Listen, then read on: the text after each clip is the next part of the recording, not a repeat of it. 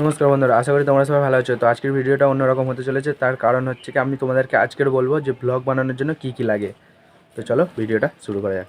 বেশিরভাগ মানুষের মাথায় একটাই প্রশ্ন আসে যে ব্লগ বানানোর জন্য দামি ফোন লাগবে, সেলফি স্ট্যান্ড লাগবে, ভালো ভালো জায়গায় ঘুরতে যাওয়া লাগবে। তো যাই হোক, আমি তোমাদেরকে বলছি তার কারণ হচ্ছে কি, আমার নিজেরও মাথায় এই প্রশ্নটাই এসেছিলো। তো বন্ধুরা, ব্লগ বানানোর জন্য না তো দামি ফোন লাগে আর না তো এখান সেখানে ঘুরতে যেতে লাগে। তো তোমরা ঘরে বসেই তোমাদের লাইফস্টাইল শেয়ার করতে পারো, বা তোমরা যেখানে থাকো তার আশেপাশে যে জায়গাগুলো আছে সেইগুলো নিয়েই তোমরা ব্লগ বানিয়ে ছাড়তে পারো। হ্যাঁ বন্ধুরা, তোমরা ঠিকই শুনছো যে ঘরে বসেই ব্লগ বানানো যায়, তোমাদের লাইফস্টাইল তোমরা শেয়ার করতে পারো।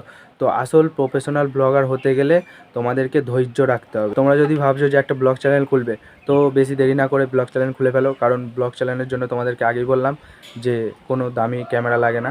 তো তোমরা অ্যান্ড্রয়েড মোবাইল থেকেই ভিডিও করতে পারবে। তো যাই হোক, আজকের ভিডিওটা কেমন লাগলো অবশ্যই কমেন্টে বলবে। ভিডিওটা ভালো লাগলে অবশ্যই লাইক করে দেবে, আর চ্যানেল নতুন হলে চ্যানেলটা সাবস্ক্রাইব করে দিও।